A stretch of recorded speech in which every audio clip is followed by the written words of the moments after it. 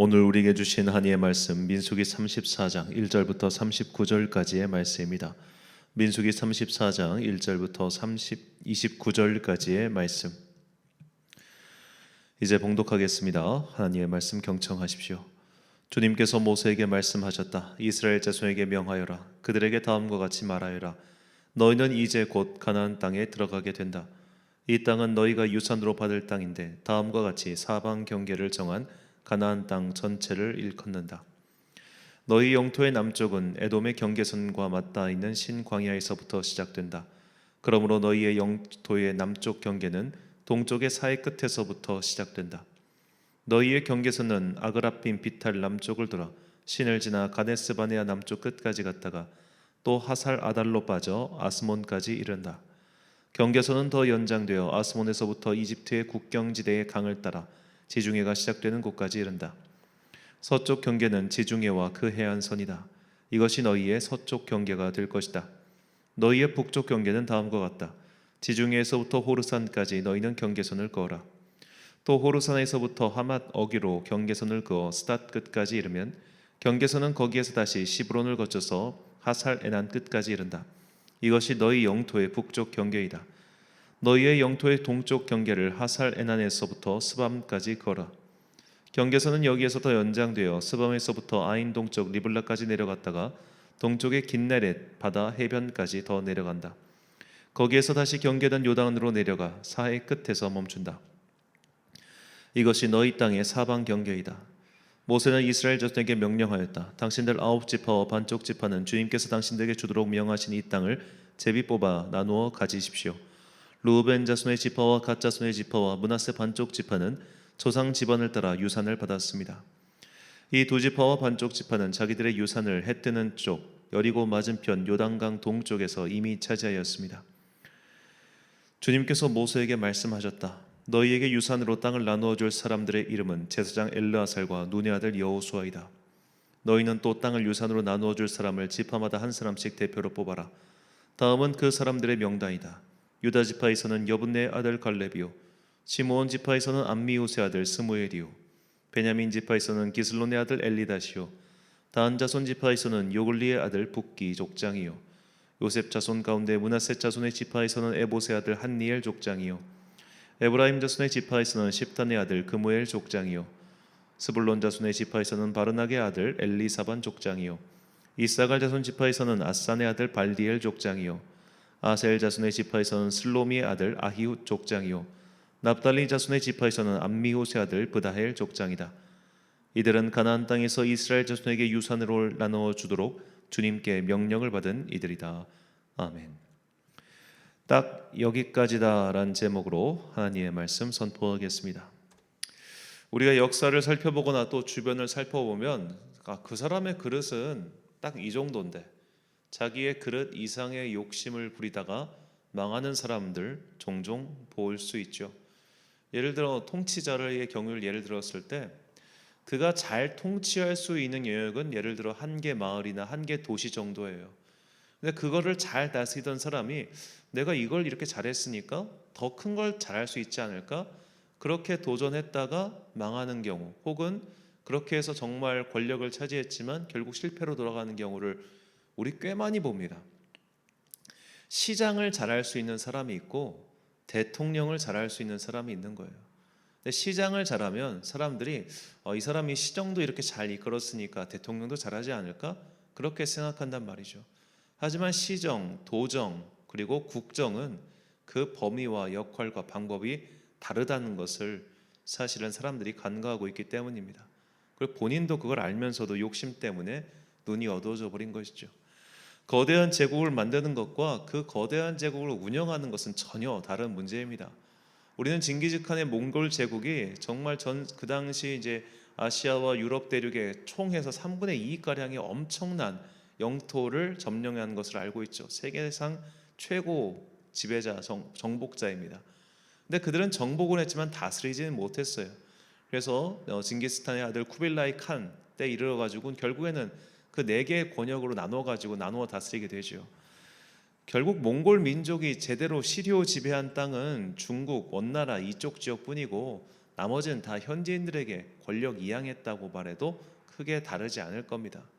자, 이처럼 자신이 다스릴 수 있는 한계가 있는데 그 이상의 욕심을 부려봤자 무의미할 뿐만 아니라 결국 그것 때문에 파멸에 이르는 경우가 참 많죠. 하나님께서는 오늘 그래서 이스라엘 민족에게 경계를 정해 주신 겁니다. 너희가 다스리고 지배할 땅은 딱 여기까지야. 이 이상 욕심을 부리지 마라고 하신 것이죠. 자, 우리가 아브라함과 하신 하나님의 약속, 네가 너의 후손이 이 땅을 차지할 것이다라고 약속하셨을 때 처음에는 그 땅의 범위가 엄청나게 넓습니다. 창세기 15장 18절부터 21절까지 말씀. 그날에 여호와께서 아브라함과 더불어 언약을 세워 이르시되 내가 이 땅을 애굽 강에서부터 그 큰 강 유브라데까지 내 자손에게 주리니 곧 겐 족속과 그니스 족속과 간몬 족속과 헷 족속과 브리스 족속과 르바 족속과 아모리 족속과 가나안 족속과 기르가스 족속과 여부스 족속의 땅이라 하셨더라. 아멘. 자, 여기서 애굽 강에서부터 큰 강 유브라데까지, 애굽 강이란 나일 강을 뜻하고 유브라데는 유프라테스 강이죠. 이 권역이 얼마나 넓냐면 바로 이렇게 넘습니다. 나일강과 유프라테스강, 오늘날 시나이 반도를 넘어서 아라비아 반도 전체, 그리고 이집트 북부 지역까지 이르는 오늘날 이집트 북쪽, 시리아, 이스라엘, 그리고 이란, 사우디아라비아, 이라크 일대에 이르는 거대한 땅을 너희에게 주겠다, 이렇게 약속하신 거예요. 자, 그래서 이 본문에 대한 해석이 이제 크게 두 가지로 해석하긴 하는데, 첫 번째로 이 아브라함의 후손이 누구냐? 아브라함의 후손은 이 현대 이스라엘뿐만 아니라 소위 말해 이 지역에 있는 무슬림들. 왜냐하면 무슬림들이 자기가 이스마엘의 후손이라고 주장하잖아요. 그러니까 아브라함의 큰아들 이스마엘의 후손이 무슬림들이니 하나님께서 무슬림을 통해서도 이 약속을 성취하셨다, 이렇게 보는 시각이 있습니다. 그런데 이 시각에는 굉장히 큰 문제점이 있어요. 이 무슬림들이 이스마엘의 후손이라 누가 주장합니까? 성경이 그렇게 말하나요? 아닙니다. 예언자 모함메드가 그렇게 말하는 거예요. 예언자 모함메드가 이 성경을 본따서 꾸란이라는 자기들의 경전을 만드는데, 이 성경에 나오는 그 인물들과 자신들의 무슨 관계가 있습니까? 그러니까 그 관계성을 만들기 위해서 어떻게 보면 창작한 것이 우리가 이스마엘의 후손이다라는 이야기란 말이죠. 그러면 이 성경의 말씀이 무슬림을 통해 성취되었다고 말하는 사람들은 그 말 속에 이미 무슬림들의 정체성에 대한 그들의 주장을 수용하는 거란 말이에요. 그래서 이 해석에 조금 문제가 있습니다. 두 번째로는 아직 하나님의 이 약속이 성취되지 않았다고 하는 사람들이 있어요. 그래서 우리가 이 땅을 차지해야 된다. 어떻게 보면 현대 이스라엘의 굉장히 강렬한 좀 뭐라고 해야 될까요? 시오니스트들, 그런 사람들이죠. 그래서 이 사람들은 현재 예루살렘에 있는 황금 모스크를 제거하고 그 모스크 위에다가 제3 예루살렘 성전, 이 솔로몬의 성전 이후에 정말로 제대로 된 히브리 사람들에 의해서 지어진 거룩한 성전, 그러니까 이 사람들의 헤롯 성전은 인정하지 않거든요. 그래서 그 성전은 다 치워버리고 새로운 성전을 딱 만들어서 그 성전을 기반으로 해서 이제 하나님께서 약속하신 이 땅, 현재 이란 땅, 이라크 땅, 이런 땅들을 다 우리가 차지해야 된다라고 말하는 사람들인데, 사실 이 해석도 우리가 좀 동의하기는 어렵겠죠. 자, 여하튼 이 창세기 15장에 나오는 이 아브라함에게 주신 이 경계의 약속, 땅의 약속은 우리가 조금 더 구체적으로 살펴볼 필요가 있다고 볼 수 있겠습니다. 다만 이 새벽에 다루기엔 너무 내용이 방대하기 때문에 제가 다음에 기회가 된다면 말씀드리겠고요. 자, 하나님께서 이렇게 아브라함에게 하신 약속이 이 출애굽기에 가면 조금 더 그 지역이 구체화돼요. 출애굽기 23장 31절 말씀. 내가 내 경계를 홍해에서부터 블레셋 바다까지 광야에서부터 강까지 정하고 그 땅의 주민을 내 손에 넘기리니 내가 그들을 내 앞에서 쫓아낼지라. 아멘. 자, 경계를 정해 주십니다. 이게 처음으로 경계를 정해 주셨는데, 홍해에서부터 블레셋 바다, 이 블레셋 바다라는 건 지중해 바다죠. 그리고 광야에서부터 강까지 정하고, 이 강은 아마도 요단강으로 보는 것이 합당할 것 같습니다. 이걸 또 유프라테스 강까지로 보는 사람도 있는데, 그렇게 하면 더 광역이 너무 넓어지죠. 하지만 이 홍해에서부터 강까지로 정해도 홍해는 이집트의 국경입니다. 즉 이 출애굽기 23장에서 말하는 이스라엘 민족의 영토는 시나이 반도를 포함하고 있는 거예요. 시나이 반도까지 포함해서 요단강까지. 그러니까 처음 말씀 아브라함과 약속하신 그 경계보다는 확실히 줄어들었지만 그래도 시나이 반도라고 하는 큰 그 땅까지 너희가 다 차지할 것이다. 그렇게 말씀하신 겁니다. 어떤 사람들은 이 열왕기상 4장에 보면 이 솔로몬의 영향력이 이 지역에 다 미쳤다는 조공을 받았다는 표현이 있습니다. 그래서 솔로몬을 통해서 성취되었다라고 그렇게 보는 시각도 있습니다. 틀린 시각은 아니라고 저도 생각합니다. 여하튼 이 출애굽기 23장에서도 상당히 그 경계가 넓었어요. 그런데 오늘 본문에서는 이 경계가 더 줄어들어서 오늘 그러니까 우리가 이미 알고 있는 그러니까 여호수아가 정복할 그 땅의 경계선과 거의 일치하게 되지요. 본문 2절과 12절 말씀. 너는 이스라엘 자손에게 명령하여 그들에게 이르라. 너희가 가나안 땅에 들어가는 때에 그 땅은 너희의 기업이 되리니 곧 가나안 사방 지경이라. 그 경계가 또 요단으로 내려가서 염해에 이르나니 너희 땅의 사방 경계가 이러하니라. 아멘. 자, 하나님께서 이스라엘 민족 즉 아브라함의 후손들에게 땅의 경계 너희가 차지할 땅에 대해서 알려주실 때 맨 처음엔 정말 거대한 제국이었어요. 그러다가 시나이 반도를 포함한 그래도 큰 나라였어요. 하지만 이제 거의 현대 이스라엘보다 조금 작지만 그 정도의 경계를 정해 주셨습니다. 자, 하나님께서 왜 이렇게 그들의 범위를 축소시키고 또 경계를 딱 정해 놓으셨을까요? 이 경계를 정해 놓으셨다는 건 두 가지 의미가 있습니다. 첫 번째로 너희가 여기까지는 다 점령해야 돼 라는 목표 제시죠. 여기까지는 성취해야 된다. 너희의 목표점은 여기까지야. 이것이 목표 제시임과 동시에 하나님께서 그들의 한계를 정해 놓으신 거예요. 여기까지. 내가 너희에게 준 곳은 여기까지야. 이 이상 욕심을 부리지 마라고 하신 겁니다. 우리가 민수기를 통해서 보면 이스라엘 민족은 장정만 근 40만 명입니다. 40만 명의 물론 전투 병력까지는 아니죠. 이스라엘이 전쟁을 수행할 수 있다는 거지 이들을 가지고 전쟁을 하기엔 좀 오합지졸인 면이 없지 않습니다. 그러니까 숫자는 많지만 제대로 된 실전 경험이 없기 때문에 조금 약한 사람들이긴 하죠. 그래도 숫자가 깡패라고 우리가 이제 여호수아를 보면은 여리고 사람들이나 기타 그 가나안 땅에 있던 원주민들이 그 사람들의 숫자를 보고 겁을 먹죠. 저거 메뚜기 떼 아니냐라고 말할 정도로 말입니다. 자, 그 정도로 압도적인 숫자를 가지고 또 만약 그 지휘관 혹은 지도자가 욕심을 좀 부리면 딱 집결시켜 가지고 그 이상의 경계를 가져갈 수 있었을 거예요. 그 지도자가 욕심을 부려서 봐라. 하나님께서 창세기에서 약속하신 아브라함에게 주시겠다는 이 땅은 무려 저 나일강에서부터 유프라테스 강까지야. 그러니까 우리가 이 지역에 머물러 있으면 안 돼. 더 나가자라고 해서 제국을 건설할 수도 있지 않았을까요?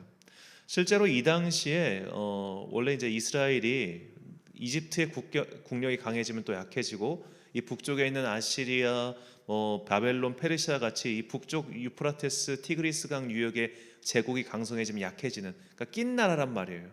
우리나라처럼 이게 중국과 미국 사이에 껴 있어가지고 이쪽이 강해지면 여기에 붙어야 되고 저쪽이 강해지면 여기에 붙어야 되고 이게 우리나라 숙명이지 않습니까? 그런 식으로 이스라엘도 낀 나라였어요. 그런데 마침 이 모세, 여호수아와 그 이제 솔로몬 때까지 이 긴 한 200년에서 300년의 기간 동안은 이 두 제국이 다 약했습니다. 딱히 강성한 국가가 없었어요. 그렇다면 이 틈을 타서 이 수십만 명의 장병들을 데리고 군사 지도자가 욕심을 발휘해서 우리의 처음 약속이 이거였으니 나일강에서부터 티그리스산까지 점령하자라고 달렸다면 어떻게 됐을까요? 욕망의 한계를 지니지 않은 사람들이 더 많은 것을 점령해서 더 많은 것을 취하자고 한 순간 그들은 하나님께서 세우신 제사장 민족이 아니라 그냥 역사 속에 흔해 빠진 제국주의자들이 되었을 뿐입니다. 하나님께서는 그들에게 많은 영토를 차지하고 많은 부를 얻어라 그렇게 말씀하신 적이 단 한 번도 없습니다. 너희가 사는 그곳에서 나의 뜻을 준수하고 선을 행하며 살아라 그렇게 말씀하셨을 뿐이에요. 이것은 오늘 우리에게도 동일합니다. 주님께서는 우리의 지경이 무한대로 넓어져라 그렇게 말씀하신 적 없습니다. 너희가 살고 있는 그 땅에서, 내가 정해준 그 지역에서 최선을 다해 선하게 살아라 이거예요. 왜 자꾸 정복하고 다스리고 뭐하고 이런 것을, 그런 제국주의적인 시각을 우리가 취해야 되고 또 가져야 된단 말입니까? 사람들이 그런 것을 참 많이 오해합니다.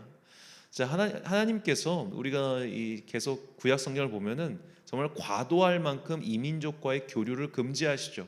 왜 그럴까요? 정체성이 사라지기 때문입니다. 우리는 그 알렉산더 대왕이 이제 나중에 인도까지 진출했을 때 그렇게 동서양의 문물 교류가 이루어지고 그래서 간단한 미술이 탄생한 걸 알고 있죠. 그러니까 인류 역사의 발전이라는 개념에서 봤을 때 정체성을 공고히 하는 것보다는 정체성과 정체성이 서로 맞부딪혀 가지고 깨짐으로써 새로운 것이 탄생하는 게 인류 발전에는 도움이 될 수 있어요. 하지만 신앙의 관점에서는 그렇지 않습니다. 종교 혼합이 일어나고 정체성이 혼동되지요. 만약 이스라엘 민족이 그들의 강성한 힘을 바탕으로 하나님께서 정해주신 땅의 경계를 넘어서 그 다음 이방 민족을 향해 정복해 나갔다면 어떻게 됐을까요? 어떻게 그들을 다 죽입니까? 그건 아수르도 못했던 일입니다. 다 죽일 수는 없어요. 분명히 그 땅을 다스릴 사람들도 필요하고 또 노예도 필요하고 또 그러면서 계속 뭐 후방 정비, 전쟁은 복잡하단 말이에요. 그러니까 병사들만 갖고 싸울 수 있는 게 아니라 병참도 필요하고 기타 등등 많은 것이 필요하기 때문에 몽땅 다 죽이며 나아갈 수 없어요. 그래서 이방 민족과의 교류가, 전쟁이라는 극단적인 수단을 통해서 교류가 일어난다는 것을 역사를 배우면 다 알 수 있지 않습니까? 그런 식으로 하나님께서는 전쟁을 통해 그들의 경계를 뻗어가면 뻗어갈수록 이방 민족과의 교류가 많아진다는 것을 아셨고, 그렇게 된 순간 그들은 더 이상 하나님께서 정해놓으신 제사장 민족이 될 수 없었던 거예요. 그래서 그 경계를 넘어가지 말라고 그들의 욕심의 한계를 정해주신 것입니다. 이것이 오늘 본문을 통해서 우리가 배워야 할, 우리가 깨달아야 할 주님의 메시지지요. 우리가 끝없는 욕망을 바라는 것, 끝없는 내 욕심을 채우기 위해 더 많은 것, 더 넓은 것, 더 큰 것을 바라는 것이 아니라 주님께서 정해주신 그 나의 울타리 안에서 만족함을 느끼는 거예요. 만족함. 그래, 이게 내 그릇이야. 그래, 이게 내 하나님께서 나에게 주신 여기까지인 거야. 그걸 만족하고 누리면 되는데 그 이상을 바라다 패망한 사람이 얼마나 많습니까? 우리는 내 그릇을 알아야 됩니다. 내 한계를 알아야 됩니다. 주님께서 정해주신 내 영토, 내 경계가 어디까지인지 깨달아야 됩니다. 그 이상을 바라면 욕망이고, 그 이상을 바라고 바랄수록 결국 성도로서, 하나님의 자녀로서 나의 정체성은 무너지게 되는 것이죠. 그래서 우리는 세례 요한의 말씀에 주목해야 됩니다. 이 세례 요한은 복음서는 다 세례 요한을 되게 중요하게 다루잖아요. 이상하지 않습니까? 왜 그 사람을 이렇게 중요하게 다뤘을까요?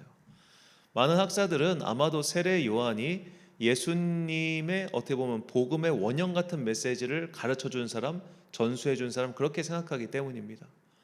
자, 그래서 세례 요한의 말씀 가운데는 주님의 말씀에 어떻게 보면 뿌리가 되는, 씨앗이 되는 그런 정신이 담겨 있어요. 그러니까 예수님의 말씀, 그 많은 말씀은 세례 요한이 했던 것보다 더 확장된 형태, 그렇게 이해하시면 되겠습니다. 이 세례 요한의 말이 이런 말이 있습니다. 누가복음 3장 10절부터 14절까지 말씀. 무리가 물어 이르되 그러면 우리가 무엇을 하리이까? 대답하여 이르되 옷 두 벌 있는 자는 옷 없는 자에게 나눠줄 것이요 먹을 것이 있는 자도 그렇게 할 것이니라 하고, 세리들도 세례를 받고자 하여 와서 이르되 선생이여 우리는 무엇을 하리이까 하매 이르되 부과된 것 외에는 거두지 말라 하고, 군인들도 물어 이르되 우리는 무엇을 하리이까 하매 이르되 사람에게서 강탈하지 말며 거짓으로 고발하지 말고 받는 급료를 족한 줄로 알라 하니라. 아멘. 자, 이 세례 요한의 메시지를 한마디로 요약하면 만족해라. 너희에게 주어져 있는 그 경계를 넘어서 그 이상 욕심을 부리지 말아라, 이것입니다. 이것이 오늘 우리 새벽에 우리에게 주시는 주님의 메시지입니다.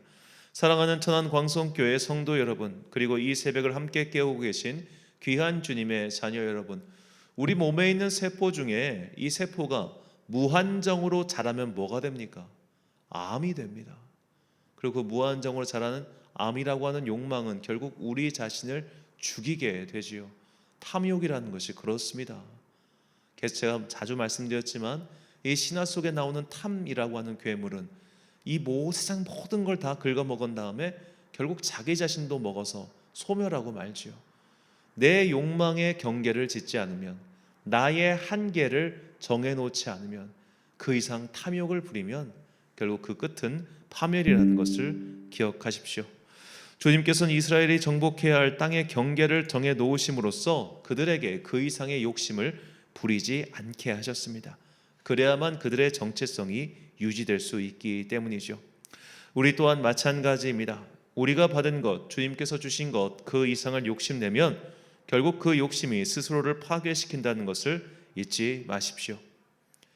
여기까지입니다. 그 이상을 바라지 마십시오.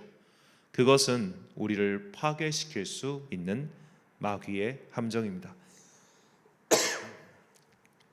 욕망의 경계선을 정하고 그것을 잘 지켜서 주님께서 정해주신 그 안전한 울타리 안에서 평안과 만족을 누리는 여러분과 제가 되시길 예수님의 이름으로 축원합니다. 기도하겠습니다. 사랑과 은혜가 충만하신 아버지 하나님, 나는 더 할 수 있어, 내 그릇은 이것보다 더 커, 나는 무한정으로 확장할 수 있어 라고 스스로 자기 최면을 걸어서 욕망의 한계선을 무너뜨린 사람들은 결국 암덩어리와 같이 패망하고 말았습니다. 주님께서는 우리가 그런 패망에 빠지지 않게 하기 위해서 우리에게 한계를 정해주시고 경계를 세워주셨습니다. 그러니 주님, 이 시간 우리가 기도하면서 주님께서 정해놓으신 나의 한계는 어디인지, 나의 울타리는 무엇인지, 그리고 그 안에서 만족과 평안을 누리는 주님의 지혜로운 자녀들 되게 하여 주옵소서. 더 많은 것을 얻어야만 그 많은 것이 돈이 돈을 낳듯이, 자본이 자본을 낳듯이 그 많은 것들이 나의 삶을 더 안정적으로 만들어준다고 유혹하는 그 세상의 헛된 목소리에 우리가 마음을 빼앗기지 않게 하시고 주님께서 정해주신 그 울타리 안에서 만족과 평안을 누릴 수 있도록 우리에게 분별력과 지혜를 더하여 주옵소서. 오늘 하루 각자의 삶의 울타리 안에서 열심히 살아가는 당신의 자녀들에게 복과 은혜를 내려 주옵소서. 날씨가 오락가락하면서 이 환절기에 몸이 상할까 참 많이 걱정이 됩니다. 주님께서 연로하신 성도님들, 그리고 오늘도 삶의 터전에서 열심히 일하는 모든 사람들에게 복과 은혜를 내려주셔서 그들을 통하여 주님의 아름다운 사랑이 이 땅 가운데 흘러가게 하여 주옵소서. 학업에 열중하고 있는 당신의 자녀에게 복과 지혜와 능력을 더하여 주시고 그들이 학업 속에서 지치지 아니하고 외롭지 아니하고 괴로워하지 아니하도록 그들의 마음을 붙잡아 주옵소서. 오늘 하루도 참 좋으신 우리 주님의 은총과 평강이 모든 성도들의 삶의 영역 가운데 가득 임하기를 간절히 소망하오며 이 모든 말씀 우리 구주 예수 그리스도의 이름으로 기도드립니다. 아멘. 오늘의 기도 제목입니다. 주님께서 정해놓으신 나의 목과 나의 경계는 어디까지입니까? 내 욕심의 경계를 세울 수 있도록 지혜를 구하시기 바랍니다. 오늘 주신 기도의 제목 가지고 기도와 묵상에 힘쓰는 하루 되십시오. 기도하겠습니다.